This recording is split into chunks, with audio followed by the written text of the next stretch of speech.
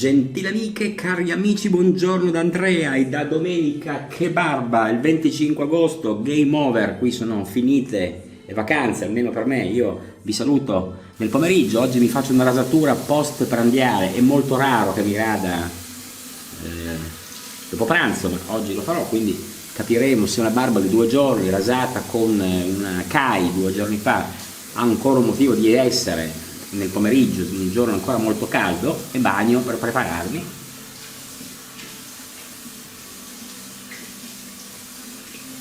Voi come state? Sarete già... Io mi scuso per l'illuminazione, non ho idea se questo, non avendo ricaricato tanto il mio attrezzo che serve un po' a dare un po' di luminosità alle mie rasature, funziona in maniera adeguata, e con la ProRaso preparo il nostro ProRaso verde, sempre solita crema per preparare una rasatura fresca, verde, quella classica. Il ProRaso è sempre un marchio, come ben sapete, sfruttato in tutta la sua migliore parte, cioè nella sua storia, nel suo blasone, in quello che è la sua collocazione in tutti gli scaffali delle barberie italiane, anche presso i barbieri professionali, dove non è raro vederla, ma insomma si trovano forse più nelle abitazioni. Non ho mai visto un rasatore professionale fare una preparazione col ProRaso, in ogni caso con dei pre-barba, ma questo tocca poco i miei interessi, perché io faccio quello che mi piace, quello che voglio fare. Quindi vi saluto, mi auguro che siate ancora invece mollemente sdraiati in posizioni vacanziere per ancora qualche giorno, considerato che l'autunno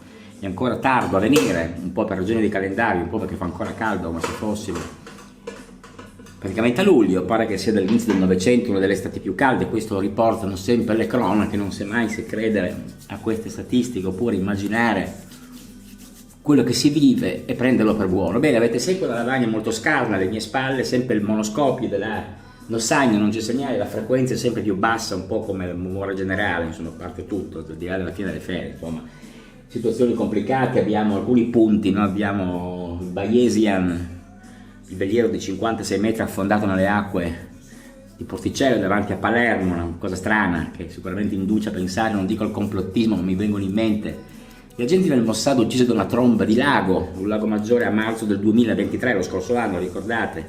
Adesso non dico che i servizi segreti riescano a immaginare che ci siano trombe programmabili, che si possa addirittura così gestire il meteo, ma io non mi stupirei più di niente, vi dico la verità. E quindi 7 morti, quasi tutto l'equipaggio di 9 persone salvato tranne il cuoco, quindi bisogna un po' capire questo comandante, a cui non ho voluto fare, perché per la legge Cartabia non si può fare il test dell'alcol e della droga, quindi perché erano troppo sotto shock, non si capisce, quindi non si può procedere per la legge italiana.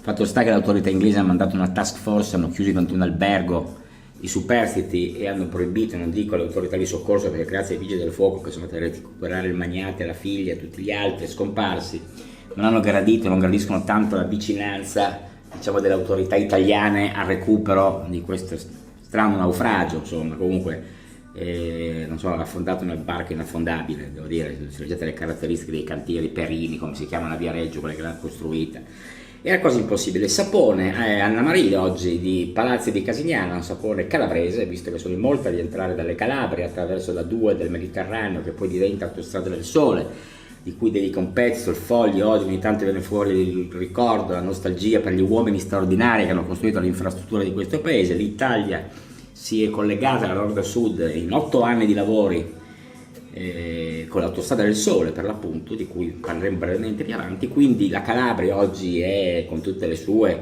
presenze erbacee, per tutti i suoi muschi, di questo sapone artigianale, dove si dice mettere in una ciotola una piccola quantità di sapone, con il pennello montare fino all'ottenimento di una morbida schiuma.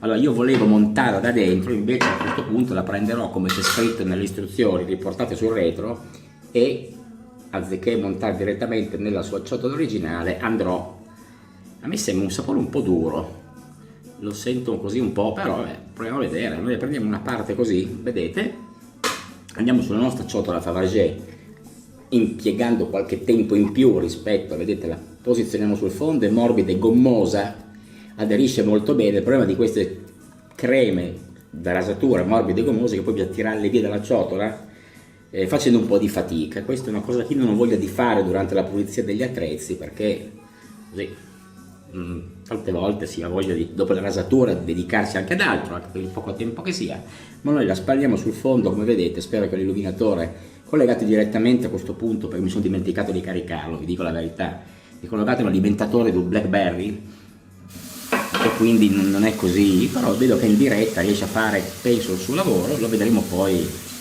E vi prego di comunicarvi tutte le vostre. Andiamo a montare, scusate, non vi ho presentato il pennello prima di riempirlo di schiuma. È il Semogo 820, prodotto portoghese, come vedete, scarmigliatissimo, no? Con questi ciuffi che sembrano vibrisse di un gatto. È un prodotto in maiale, quindi un prodotto assolutamente naturale, in versione black, con questa cintura nera, come i campioni del judo e delle arti marziali. Andiamo a montare il saponificio Anna Maria, per una rasatura molto italiana oggi. Io non mi sento italiano, ma per fortuna purtroppo lo sono, come cantava in una delle sue ultime canzoni il grande Giorgio Gaber, indimenticato. Vedo che ricordo che questo sapone si monta senza avere pretesa di dare indicazioni tecniche così precise. Io però sono obbligato moralmente a sostenere l'amico Marco Traverso, che nel suo ultimo video dell'altra settimana, dove proponeva un piccolo contributo legittimo per acquistare prodotti e recensire video, visto che molti gli hanno chiesto di tornare, erano contenti di averlo rivisto, dopodiché qualcuno l'ha insultato in maniera piuttosto pesante. Avete sentito il suo j'accuse sul suo canale Amici della Pogonotomia, dove dice: prima mi chiedete di tornare, poi quando vi chiedo di mettere 2 euro all'anno o 2 euro al mese per fare 2 setup con 4.000 iscritti che ha, oltre che non dargli, lì è liberissimo ciascuno di non darli, ma insomma anche insultare una persona che non deve essere trattata così. In tutta la solidarietà Marco Traverso, grande rasatore, grande antesignano di questo modo di radersi in compagnia, dopo averci allietati con tante rasature. Gli ho consigliato di fare altro, e come chi vuole seguirlo lo segue, chi vuole chiamarlo lo chiami, chi vuole scrivere gli scriva, e lui è sempre prodigo di consigli con le persone educate naturalmente. Quindi ciao Marco, bene, e intanto buona vacanza ancora in quella valli meravigliosa in cui trascorre la tua fresca estate. Notte dei serpenti, notte della Taranta, Tarantola ho scritto, in realtà è la Taranta naturalmente, quella baracconata che si tiene nel Salento, non so, a Melpignano, dove a Lecce, non so dove la fanno, e il giorno prima la Notte dei Serpenti, con quella specie di Melozzi che è diventato una specie di direttore d'orchestra, che è un direttore d'orchestra peraltro, che ha preso la scena cantando in maniera allucinante, una roba da non poterlo sentire. Quindi insomma la televisione si presta a questi fescennini dell'Italia del Sud per raccogliere consensi, per essere ancora la TV di Stato presente in maniera dignitosa, visto che il canone che ci viene estorto direttamente dalle bollette della luce, voi lo sapete, non è che abbia la scelta di pagarlo, dobbiamo pagarlo comunque, almeno dovrebbe lavorare con una maggiore dignità professionale. Invece i palinsetti raccontano di questi balli notturni tutti sudaticci, non abbiamo bisogno di queste cose, magari i programmi più interessanti, di cose di cui non si parla, di un po' di cultura, un po' di società, e grazie alla storia e anche a qualche canale tematico ogni tanto si riesce, tipo Focus anche, sulla 8, la 9 scusate, si riesce a raccogliere molto bene il montaggio, molto contento devo dire. Guardate come è bello, bianco, bello carico il nostro Semogo 820. A questo punto non ci sono altre scuse, dobbiamo andare avanti, preparare la rasatura di domenica 25 agosto. Intanto è evidente che mentre chiacchieravamo il nostro proraso ha preparato in maniera adeguata la pelle, quindi andiamo a preparare la spalmatura. Io mi tengo lontano dallo specchio, perché uno specchio in basso, come vi ho detto, in un ripiano di questo mobiletto in cui ho collocato sia l'illuminatore che la Lumix, quindi ogni tanto quando mi rado mi avvicino talmente tanto per vedermi che voi non mi vedete più, quindi vedete gli occhi che roteo come Marty Feldman, ma non capite cosa faccio, non vedete l'azione del rasoio sul viso, che è quello che interessa a chi mi guarda per le rasature. Premesso che parte mi guarda per le rasature, ma penso che parte mi guarda un po' perché si diverte a sentire le mie rassegne stampa un po' ridicole che mando in onda tutte le domeniche, e come oggi, come tutte le domeniche, sono con voi. Mentre un pennello si adegua molto bene, un pennello in maiale con questo sapone, un profumo interessantissimo. La componente oleosa è buona, chiaramente non troppo oleosa, ma favorevole. Per una rasatura estiva sicuramente si immagina la Calabria come terra estiva, in realtà l'Aspromonte è una terra alta, ci sono le montagne anche nel Parco del Pollino, insomma alte, che sono quasi dove gli inverni non stentano a presentarsi, però noi vogliamo immaginare in quest'estate la Calabria come terra di mare, quindi mare estivo di colori, milioni di fotografie su Facebook, questo canale di vecchi che guardiamo, non dico solo più io e Adriano Sofri, ma insomma siamo rimasti in pochi, fioriscono nell'età matura che è la nostra, la mia generazione, qualcuno poco prima, delle immagini meravigliose di posti in cui scampoli di vacanze vengono scritte, immagini con pini marittimi, mare, sdraio di case affittate facendo finta che siano tue per 10 giorni, insomma ti senti anche un po' VIP. E quindi molto bene, rasatura ripeto di 2 giorni, questo l'ho già detto, quindi non richiede una rasatura con un rasoio adeguato, perché i rasoi si devono chiaramente adeguare alla lunghezza del pelo. Io quando più ho il pelo lungo più sono convinto che la barba mi si tagli bene, più il viso si ripulisce, forse più la soddisfazione del viso che da molto barbuto ha pulito ti dà l'idea di esserti fatto una rasatura migliore, ma queste sono tutte cose psicologiche, la rasatura è anche psicologia, quindi si sceglie di radersi anche per una questione anche di scarico, di tensione, anche perché no, il pennello è fortemente un antidoto allo stress, gratta via lo stress, come diceva Sergio Caputo, che ha avuto un successo enorme al castello di Sante Severa, sul litorale nord del Lazio, ieri sera, sabato 24, se andate a vedere sulle sue pagine, moltissima gente assisa ad ascoltare il jazzman degli anni 80 con la sua piccola band, molto bravi, purtroppo lui con la voce che gli rimane non è tantissima, ma insomma un bravo chitarrista, brava la bassista, simpatico il batterista, bella piccola band itinerante. Bene, andiamo a raderci, non rubiamo altro tempo alla vostra pazienza, anzi io voglio che voi siate ripagati del tempo che dedicate alle mie rasature e con cosa ci radiamo? Niente di più italiano di un rasoio italiano, quindi avremo un Fati Gentile, eccolo qua, Fati Gentile, niente di più classico, vedete, denti prominenti sporgono da sotto, qua li vedete, vi faccio vedere, questi si vedono in tutta la loro estensione, manico dorico, rastrematura per la chiusura, apriamolo, esposizione che adesso vedremo, trapezzi, niente altro che più che un classico rasoio di sicurezza da valegge, e come la mette, manco a dirlo, abbiamo la coppiata Fatip, ecco questa è bella, la mette con questa bella, la confezione tipo rigato, potrebbe essere un divanetto anni 30 art déco, e anche le scritte possono essere un po' che indulgono alla nostalgia per un certo design, quindi lame Fatip, rasoio Fatip, le proviamo, sono nuove, sempre bello aprire un coperchietto senza troppa cola, la prova della cola è tanto tempo che non la facciamo, buste bianche, anonime, come le buste che c'erano una volta nei telequiz. Andiamo ad abbassare la radio che oggi in onda, che è Radio Nostalgia Liguria, quindi in Liguria c'è una nostalgia particolare, non lo so, Radio Nostalgia la sentite in tutte le radio, in tutte le zone d'Italia, sulle vostre radio, in auto, a casa, questi in Liguria probabilmente sono nostalgici di qualcosa. Di cosa saranno nostalgici i liguri? Del loro bel tempo? Andiamo a aprire, 1, 2, 3, strappo due buste, scusate, non ricordavo, prima busta uno strappo de cola, che non è la cola che noi intendiamo, che è quella a contatto con la lama, mentre la seconda busta 1, 2, 3, niente cola, zero cola, iscrizioni pressoché assenti. Ecco, io ricordavo, c'è scritto Made in EU, ma è praticamente illeggibile.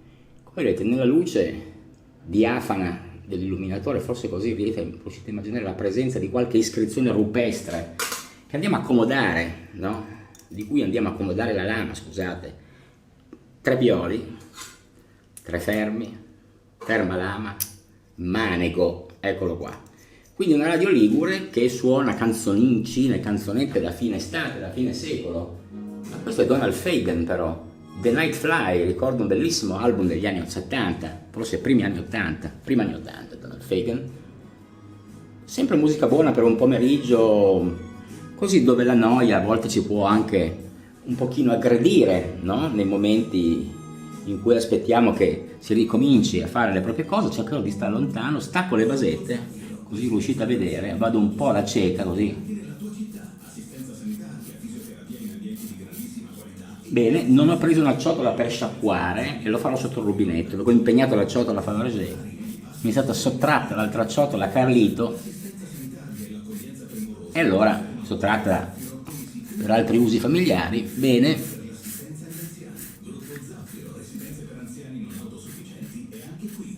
Come vedete, andiamo a sciacquare sotto il rubinetto aperto, spreco d'acqua che mi sentisse Fulco Pratesi, quella che si cambia le mutande una volta alla settimana e fa la doccia una volta al mese, mi denuncerebbe. Salute all'ultraambientalista, ormai ottantenne, augurando anche a Pratesi una buona domenica, presidente del WWF, pilastro di quegli anni d'oro in cui ci saremmo dovuti concentrare un po' di più sul destino che abbiamo riservato alla nostra terra. Precisi, professionali e sentirsi come ne sanno. 10 minuti di chiacchiera in pausa caffè, ma alla fine ne so qualcosa in più. Ah, non te l'ho detto, è Caffè con Isolani, il podcast dedicato al benessere visivo. Bene, è un rasoio sempre ben equilibrato, con un taglio sicuro, un taglio che non dà spazio a infingimenti, cioè potete fare presto, anche fare altro. Parlare, sono stato piuttosto zitto in questo primo passaggio, buon per voi. Per il resto abbiamo Giorgia dove è andata via. Allora qua non si capisce, abbasso solo un po', dove Giorgia Meloni dopo l'uscita da Ceglie Messapica, dove ha trascorso con la famiglia in un resort blindatissimo riservato solo a lei le sue vacanze, da cui si è visto uscire Gianbruno in 500, i giornali hanno portato questo video come se fosse la notizia dell'estate. Non si sa dove sia andato, qualcuno dice ma chi se ne frega, sarà una sua scelta, invece no. Oggi una giornalista, non mi ricordo della Stampa, invece ha puntato il dito sugli ruoli dei leader istituzionali, no? Delle figure istituzionali e il loro diritto della società di sapere dove sono. Non è che tu vai dove sei, tu sei il Presidente del Consiglio, la gente deve sapere dove vai, cosa fai, quanti soldi spendi, vogliamo parlarne anche se sono soldi tuoi, cerchiamo di capire, quindi è legittimo che la gente si chieda ma dov'è? E dov'è? In Sardegna, certo, piuttosto 3 giorni, che dove andate, dove è finita? Alla fine in Sardegna, quindi i sudditi che siamo, sappiate che Giorgia è in Sardegna, quindi per voi magari cambierà la giornata questa notizia, a me in realtà non me ne frega assolutamente niente, ma sono convinto che qualcuno abbia puntato il dito sulla necessità di tracciare i passaggi nel tempo, le loro vacanze, il loro tempo libero, soprattutto quello di lavoro, di chi ci governa. Tajani Frame, avete sentito, c'è un pezzo abbastanza cattivello, no? Di Feltri, che ormai ha 80 rotti anni, non ha più feltri, scusate, ed è questo qua, infatti Ius Feltri, qua Ius Feltri, perché lo Ius Cole sapete che è il oggetto del contendere, perché Forza Italia si sta staccando un po' dal governo, soprattutto da Salvini, continua a dire non è del diritto della cittadinanza, interessante, ma dobbiamo parlare di stipendi, di lavoro e di aiutare i più deboli. Forse su questo ha un po' ragione, e infatti Feltri dice Tajani è una mummia tarantolata, Ius Cole cazzate, questo scrive il Foglio di ieri, che vale anche per oggi, e i Berlusconi gli consiglia di comprarsi Repubblica dopo che il quotidiano per anni ha sputtanato il padre. Quindi qua siamo partiti alla grande, faccio vedere il foglio così in anteprima, poi rileggeremo qualcosa, se volete vi do qualche cenno così prima di fare il secondo passaggio. La folle estate di Arianna Meloni, sì, io e Lollo ci siamo lasciati, questo non è folle, questa è la fine della relazione. Le dice che si butterebbe nel Tevere per lui, ma l'amore è un'altra cosa, dice uno che sa lavorare 500 ore al giorno. In realtà è stato dileggiato e un po' anche svillaneggiato il ministro dell'agricoltura per sue certe uscite, non soltanto per i suoi atteggiamenti a bordo dei treni in Frecciarossa, da cui è sceso quando ha deciso di scendere perché doveva in qualche maniera fare delle cose sue, quindi criticatissimo. Quindi dopo la rottura di Gianbruno, che però era in masseria, Ceglie Messapica, con Giorgia Meloni sua sorella, Lollo si è separato da Arianna. Vedremo come andrà, se tornerà, a bordo di quale auto, dove lo rivedremo magari a Pasqua, in qualche magari agriturismo dell'Italia abruzzese, non lo so. Sotto il velo di Roma, Gualtieri Croce evoca complotti come la Raggi, ma i giornali, la Rai e l'opposizione sono zitti e muti. C'è anche un articolo dove Gualtieri viene preso per il collo da Carmelo Caruso, vice direttore del Foglio, dice non sono solo gli incendi, se si guardano i numeri con il sindaco PD nella capitale non è cambiato molto. Dal 13 giugno al 13 agosto, e quindi prima dell'ultimo grande incendio, gli interventi complessivi dei vigili del fuoco per incendi boschivi sul territorio del comune di Roma sono stati 1015, praticamente il quadruplo di quelli avvenuti negli ultimi anni. Viene ripreso qua un po' il punto, non so dove l'abbiano riportato, dove si narra appunto che non è soltanto, è anche intervenuto l'ex sindaco di Roma Marino su questo aspetto, dice che Roma è in una situazione, i prati non vengono puliti, non vengono fatte le necessarie di sboscamenti, di zone di canneti, che sembra di essere in via Mar della Cina. Anzi, esiste una strada di Roma che si chiama via Mar della Cina, si chiama anche via Tonchino, ed è nel quartiere del Torrino, dove guarda caso proprio ha comprato la sua nuova casa su attico Giorgia Meloni. Non trovo più il pezzo relativo a Gualtieri, ma sappiate che tutti ce l'hanno con lui, perché tiene Roma in una maniera vergognosa, le solite buche, quindi insomma non è cambiato niente sotto il sole, prima la Raggi e poi lui mesi sulla graticola. E poi, bella prima parte, colpo grosso a Tripoli, qua si parla, ma questa relativa avrebbe messo qua negli esteri, io non ho scritto di nuovo niente per evitare di scrivere troppe highlights, di confondervi le idee, di dovermi seguire anziché farmi la barba col dito, metto delle robine, delle pillole, no?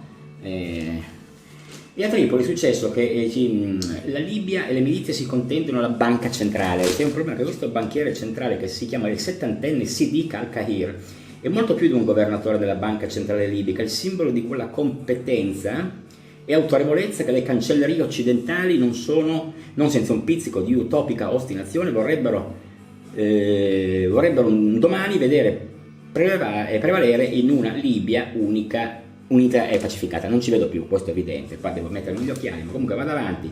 È al centro di una contesa che potrebbe trascinare l'intero paese verso una nuova guerra, una guerra civile. Ieri sembrava che da un momento all'altro alcune milizie potessero occupare con la forza la sede della banca centrale di Tripoli per rimuovere Kabir, che non intende lasciare il suo posto. Poi lo riprende proprio al fondo, dove parla anche dell'Italia, la Libia di nuovo a rischio per guerra civile, e per l'Italia i pericoli sono tanti, uno su tutti il petrolio, guarda caso, sempre lui.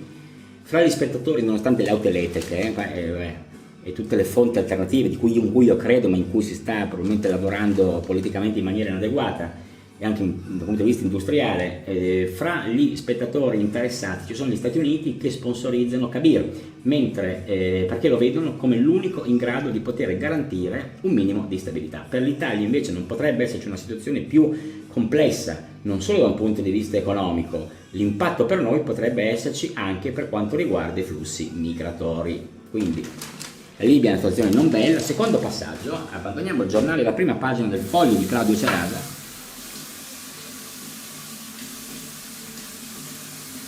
Aggiungiamo dell'acqua.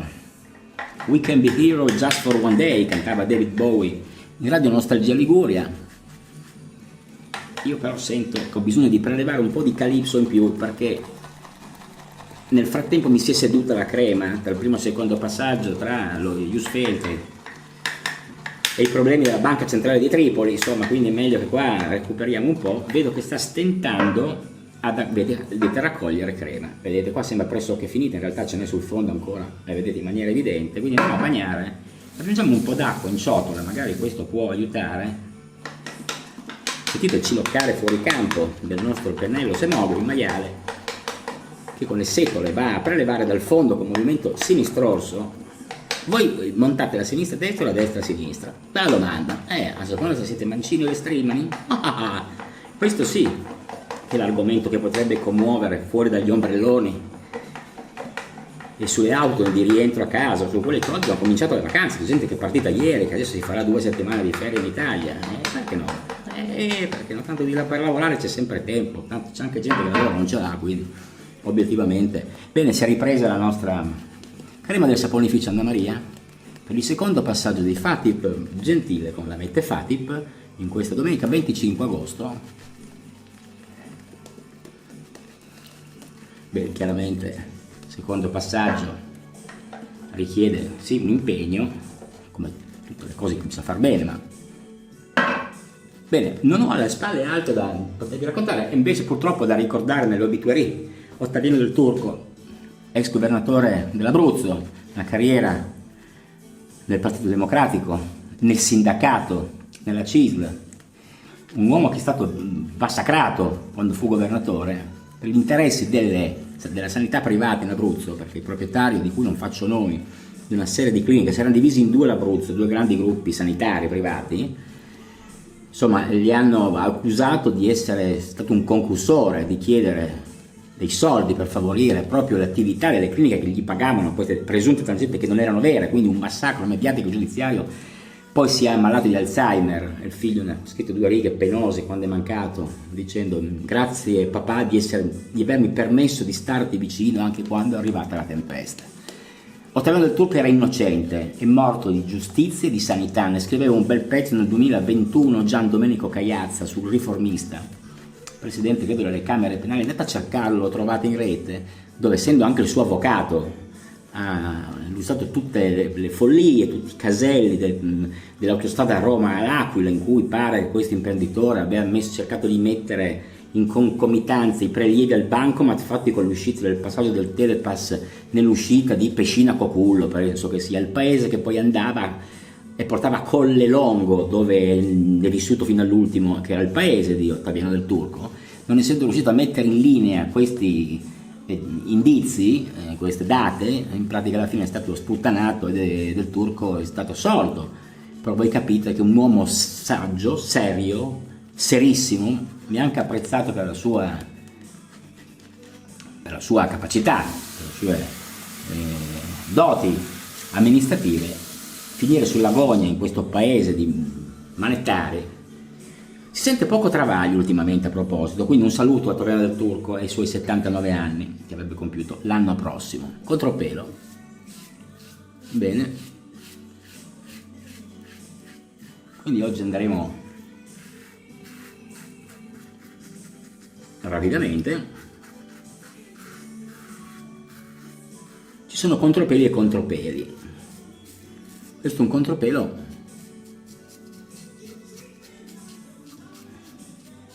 interessante. Non trovo le lame così aggressive come forse ci si aspetterebbe, ma alla fine noi non inseguiamo a tutti i costi i tagli così profondi. Spero mi vediate.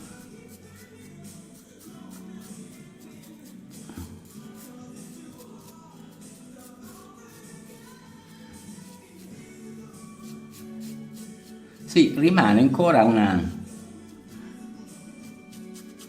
decisa presenza, come sempre, nel mento, ma considererei il secondo passaggio terminato. Andiamo a bagnare per fare il terzo, fare l'obliquo, poi passare a qualche piccolo cenno di cronaca, come sempre. Vediamo.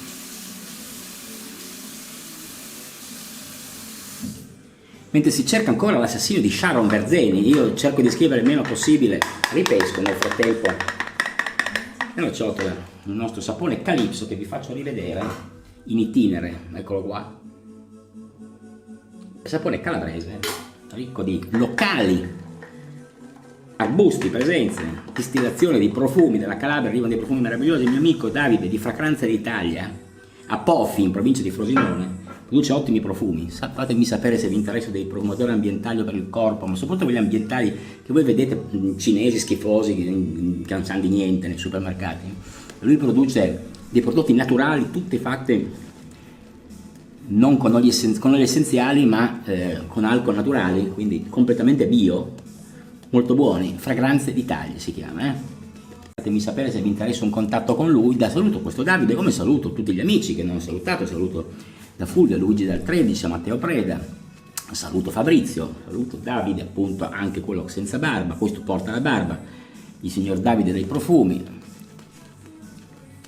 saluto Mirko Falà, Luigi, e soprattutto faccio grandissime felicitazioni ad Alessio Herrera che è diventato papà, una bimba meravigliosa. Io solo adesso l'ho saputo, anzi solo l'altro ieri, quindi un abbraccio grande, un futuro meraviglioso a questa bimba nata dalle Isole Eolie, a tutta la sua famiglia. Adesso è una persona di grandissimo valore che veramente ricordo con affetto per la sua simpatia, per la sua grande dedizione anche alla pogonotomia, perché è veramente un appassionato che ci delizia la mattina prestissimo, forse adesso ancora di più, visto che dorme pochino. Ciao Alessio, a te tutta la riconoscenza di un papà. Io ho un figlio di 20 anni, tu hai una ragazzina già più grande, anche tu, quindi molto bene l'allargamento della famiglia, molto bene i dati demografici che crescono in un paese che non è solo in fase distruttiva e calante in Italia, ma in molte parti d'Europa. Andiamo a fare l'obliquo. Bene, saluto anche Marco di Roma, che ho chiamato Marco Mancini, in realtà non si chiama Mancini, ma si chiama Marotti. Scusami Marco, ti ho chiamato come Marco Mancini, che è un altro amico di Facebook, ma che non si rade, perché la barba, che è il figlio di Pietro il Baffo, grande animatore di Radio Ambassador One, una radio torinese. Mentre i Cutting Crew cantano I Just Die in Your Arms, voglio morire tra le tue braccia, ammazza che mica bello, mi ricorda la fine del povero Mattarella, sostenuto dal nostro attuale presidente in auto quando fu ucciso a Palermo negli anni '80 dalla mafia. Quindi purtroppo brutte notizie invece sul fronte della sicurezza internazionale. Io ho voluto fare una battuta così, anche per smorzare un po', abbassare un po' i toni.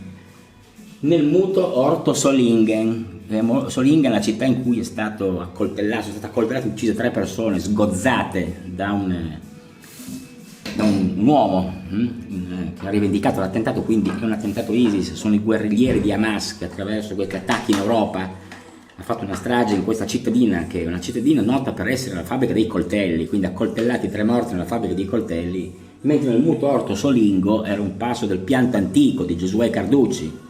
Essendo Castagneto Carducci a 20 km da qui, ricordo il grande poeta che non tutti ricordano, quindi nel muto orto Solingen è un po' una battuta, quindi purtroppo dovremmo abituarci a questi attacchi di questi carnefici che fanno pagare, mentre purtroppo sono in atto le prove di attacco e di risposta tra Iran e Israele. Sono stati attaccati obiettivi Hezbollah in Libano e sono stati lanciati 530 razzi verso Israele in risposta da parte degli iraniani di Hezbollah, filo iraniani di Hezbollah, quindi brutte cose. Per fortuna molti di questi razzi abbattuti dalle batterie antimissili israeliane, ma insomma qua purtroppo la situazione non migliora, non ci sono previsioni, non si sa niente. Io sto facendo di nuovo il terzo passaggio, forse l'ho fatto 3 volte, lo rifaccio, non importa, rifaccio l'obliquo perché mi ero un po' perso, così oggi esageriamo. Bene, questo temo sia Giusy Ferreri.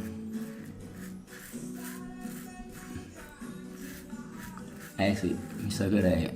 Vabbè, brava Giusy, dai. Non ti scordar mai di me. Bene, allora io direi che a questo punto, senza indugiare a cercare la perfezione, perché si rischiano spesso red dot, convinti che essendo andata bene la rasatura ci si può permettere qualche tocco di rasoio in più, si abbassa la guardia e succede il taglio. Poi bisogna andare a restaurare con queste cose qui. Voi lo usate questo allume di rocca? Io lo uso più come deodorante che come allume, ma serve questo cristallone Chinese che trovo da acqua e sapone, insomma dove l'acquisto? Secondo me serve a poco.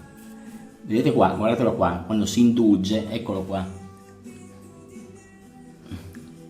Dove siamo stati insieme e non c'è niente di particolare. Bene. Andiamo a sciacquare con acqua che fredda non è, non sarà fredda per ancora credo qualche settimana.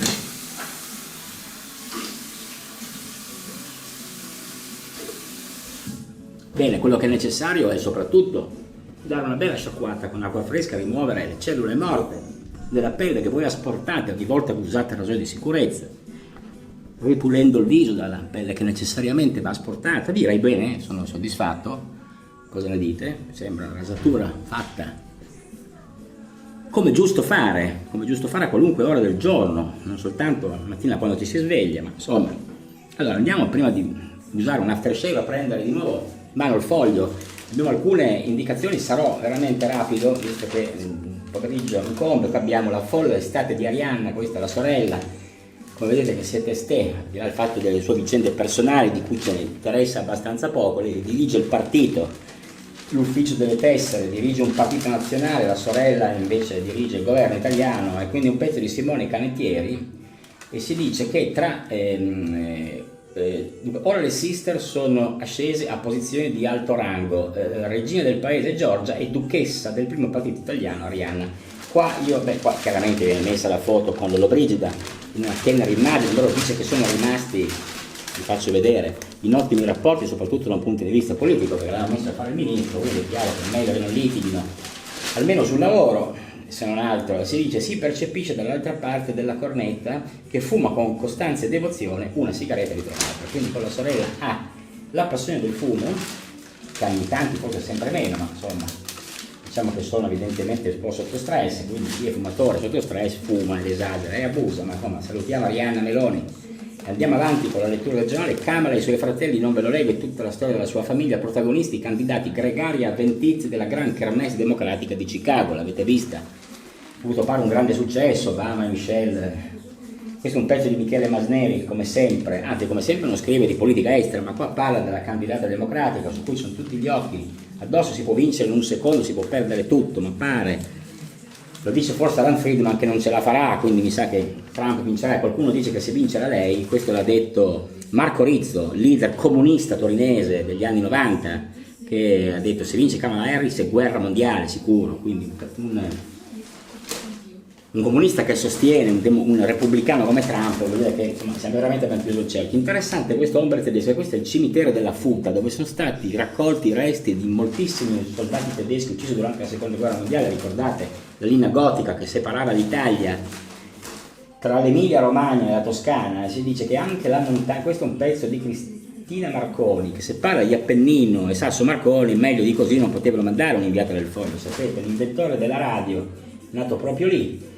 Anche la montagna della Futa ha il suo centro, una spaccatura, il luogo di sepoltura di 30.683 soldati tedeschi, tra cui un pugno di austriaci, morti fra il 44 e il 45, è composto da una spirale di arenaria scura, sormontata da una cupa pinna o ala o lama, che dir si voglia, di pietra con intarsi marmorei altrettanto cinerei. Si diceva che il problema del corpo del nemico esisteva da 10 anni, non sapevano dove mettere i morti, questi qui, perché ce ne sono stati tanti, come avete detto. Quindi i caduti tedeschi in Italia erano stati 167.600 disseminati in 4.000 luoghi di fortuna, spesso tenuti male o in sepolture, comunque sottoposti alle leggi locali, con rotazione ogni 10-12 anni, perché i morti vengono spostati, riseppelliti, inumati, insomma, come succede anche nell'oggi di pace, per modo di dire. Vabbè. Esistevano già cimiteri più organizzati come quello di Cervia, con le sue 7.000 tombe, che però dovevano fare spazio alla vocazione balneare, chi non ricorda Cervia in provincia di Ravenna, la famosa Pinetti di Cervia, turistica e spensierata, che la Riviera Romagnola stava inseguendo in quegli anni del boom.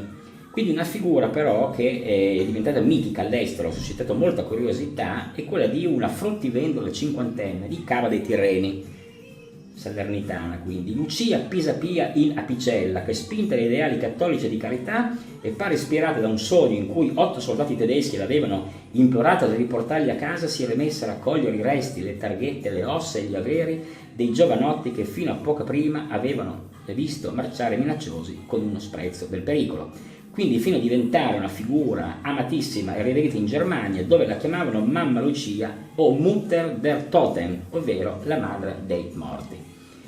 Quindi abbiamo visto quando Hitler e il suo architetto Albert Speer, ricordate l'architetto del regime, spesso compare nei documentari appunto di Rai Storia, ne parlava un po' l'altra sera a proposito del saccheggio delle opere in Francia, di quando fu invasa dall'SS, che a Gilles de Paume raccolsero tutte le opere d'arte che volevano portare via, cercarono di portarle via su un treno, ma gli andò male per fortuna. Insomma, l'architetto aveva dei progetti per i caduti tedeschi e quindi di scolpire i loro nomi nell'arco di trionfo della nuova Berlino. Per questi memoriali erano stati individuati alcuni luoghi in tutta Italia, ve ne leggo qualcuno per chi fosse interessato, eventualmente. Dunque, Motta Sant'Anastasia, credo in Campania, Cassino, che è Frosinone, Pomezia, che è Roma, Costermano sul Garda, che è in provincia di Brescia, credo, o Verona, ma restava da cercare una soluzione per i tanti soldati della fascia centrale, la linea gotica, per l'appunto, dove il fronte si fermò per quasi un inverno. Alla fine si scelse il passo della Futa, 2 passi da Montesole, a un'altitudine di 1000 metri, lontano da tutto e di proprietà privata.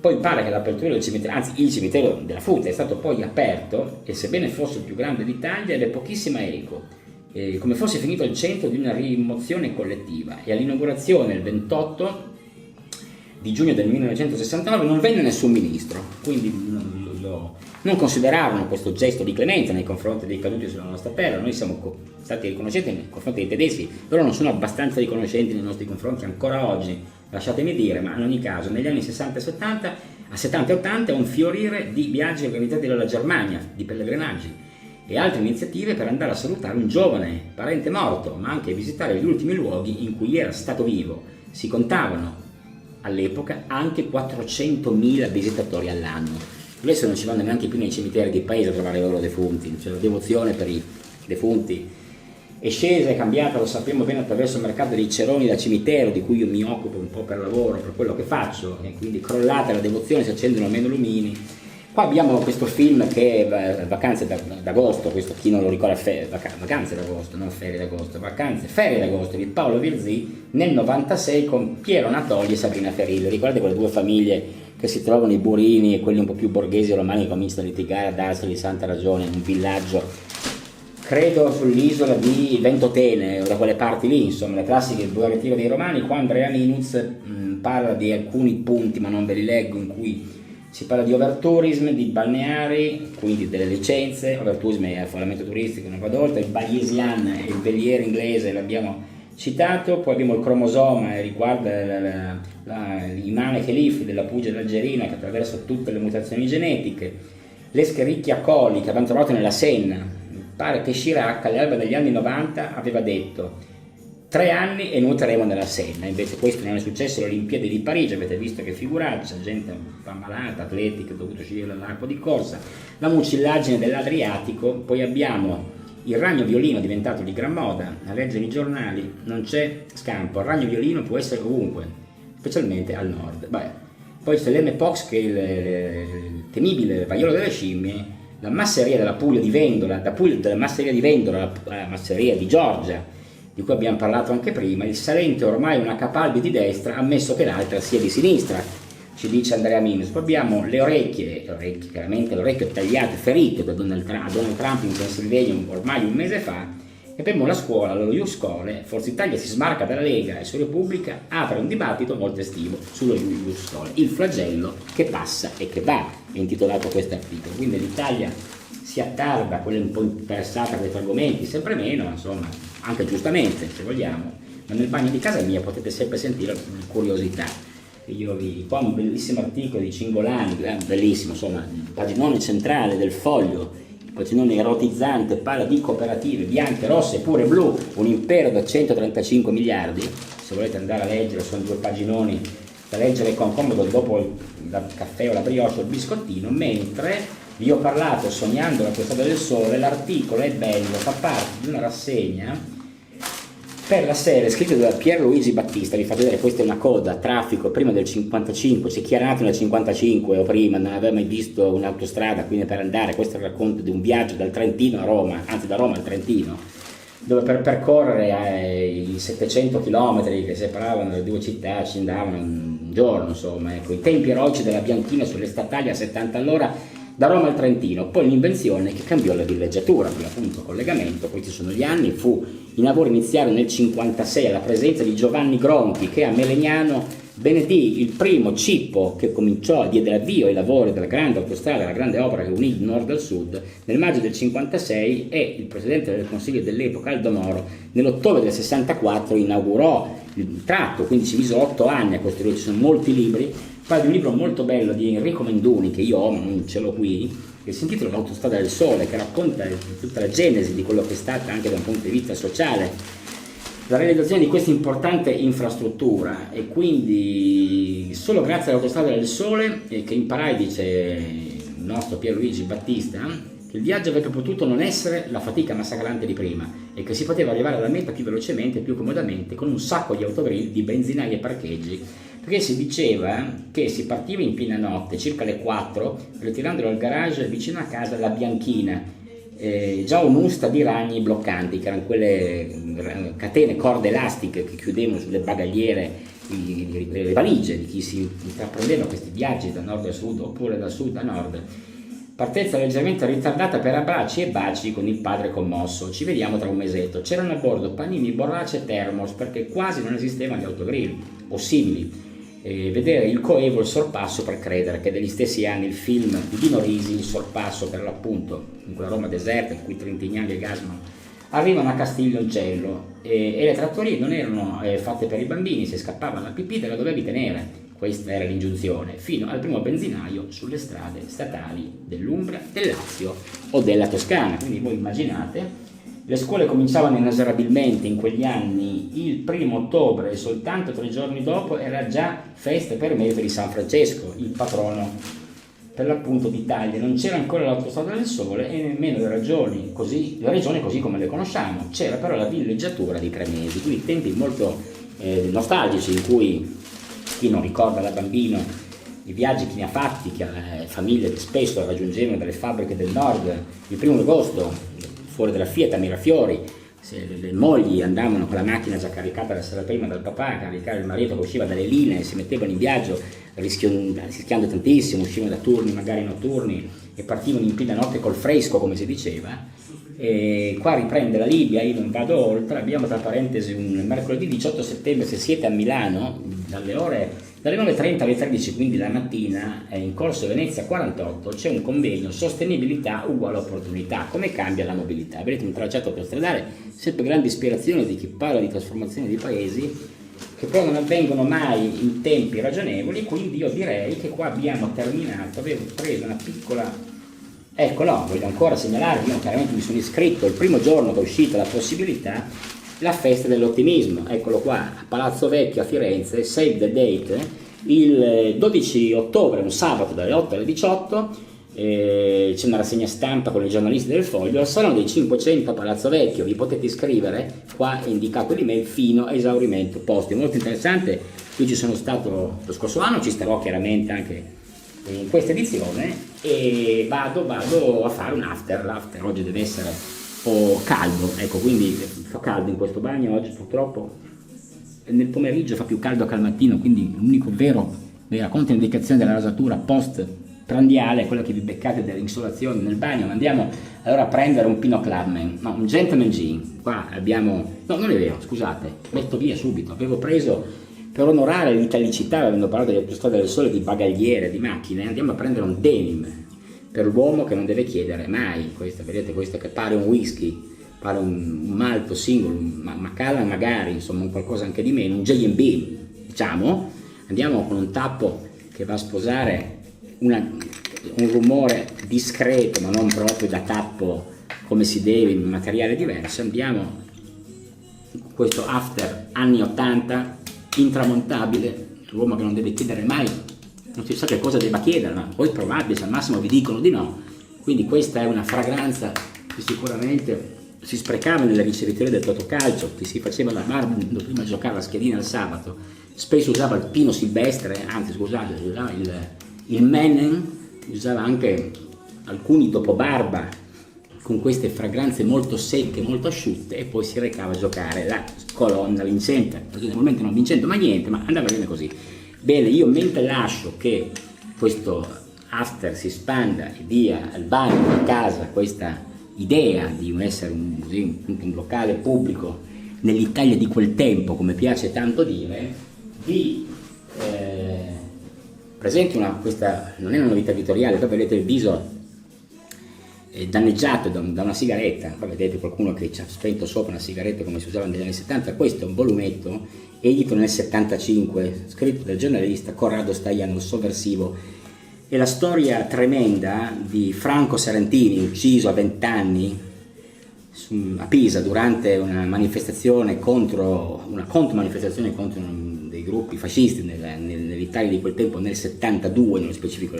Questo è stato stampato nel 1975 e voi pensate che queste erano le letture consigliate per la scuola media. Ora vedete, ora qua c'è anche sul retro alcuni altri volumi della collana destinata agli studenti. Ora io sto leggendo questo libro che è una storia incredibile di questo ragazzo nato in Sicilia, a Cagliari, che dal brefotrofio, abbandonato, figlio di nessuno, è stato adottato da una coppia siciliana, la cui moglie poi è morta poco dopo, ha dovuto tornare a Cagliari. Poi alla fine approda a Pisa, diventa un paladino dei diritti e poverino, nella sua mitezza, ma un po' con il suo carattere, formato anche in un riformatorio dove una volta mettevano i ragazzi per educare. Voi immaginate il potere delle istituzioni su chi nasceva nell'Italia di quel tempo senza i genitori, quindi viene massacrato, ucciso, lasciato morire tra atroci sofferenze senza nessuna cura. Se lo trovate si trova, non dico in questa edizione, ma sempre a 2 euro più la spedizione su eBay. Leggetelo, è un libro che vi aprirà sicuramente gli occhi, molto interessante proprio perché è destinato alla scuola, perché nelle note vengono raccontate alcune vicende dei governi dell'epoca, spiega chi erano i politici che governavano, spiega cosa voleva dire il monopolio per esempio, ecco, spiega com'era l'industria in Toscana in quegli anni, cosa accadeva nelle grandi famiglie, il fascismo cosa ha fatto in Toscana, che era legato a doppio filo con lo Stato. Insomma, è veramente un libro di storia. È un libercolo che mi hanno imprestato, io devo restituirlo e poi lo ricomprerò per averlo anche per me, perché vale veramente la pena di leggerlo. E con questo vi saluto, vi ringrazio, vi auguro una grande domenica pomeriggio, soprattutto una buona settimana che comincerà da Andrea e da domenica. Che barba! Ciao!